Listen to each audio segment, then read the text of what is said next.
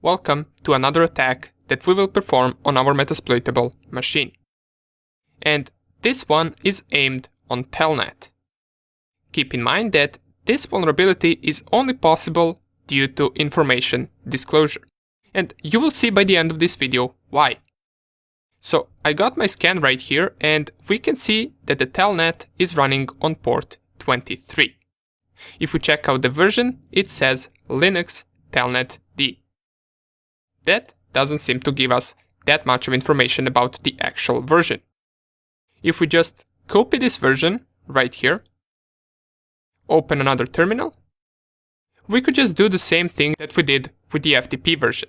So we could type searchsploit and then paste the version name. And it seems that we got two different results.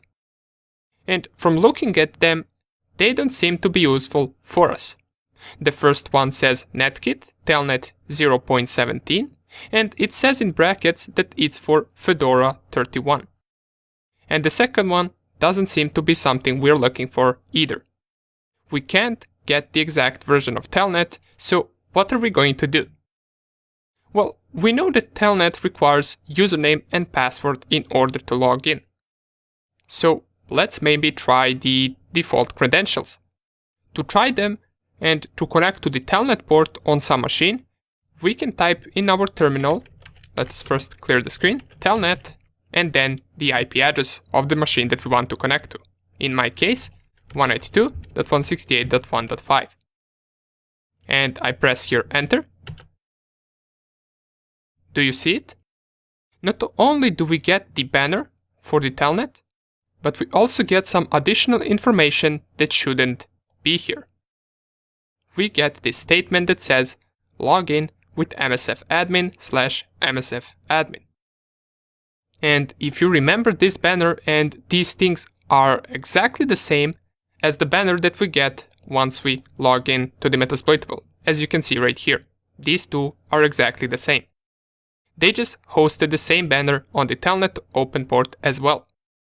So if they already gave us username and password, let's use it. Let's see whether it will work on telnet. If I type msfadmin and msfadmin as the password, here we are. Once again, we are on the Metasploitable machine. Just this time, you will notice that we are not root account. So if I type who am I, we are the msfadmin, we are not the root account. And this is something that we can easily bypass. If I type the command sudo su, it will ask me for the password for the msfadmin, and we already know it from the banner. It is also msfadmin. I type it in, press enter, and now we are root account, as we can see right here. And also if I type who am I, it will tell me we are root account. Now, I know what you're thinking. This is too easy. Something like this will never happen in real life. And you're correct. These types of vulnerabilities will rarely happen. However, we are slowly processing to higher and higher vulnerabilities. The last two were just misconfigurations and information disclosure, while the first FTP vulnerability had a vulnerable software running. After we finish showing a few more vulnerabilities for the Metasploitable machine, we're going to go on to the Windows machines. And you will see that we will manage to exploit them without them having any additional softwares like Metasploitable does. So things are soon about to get even more interesting. See you in the next video.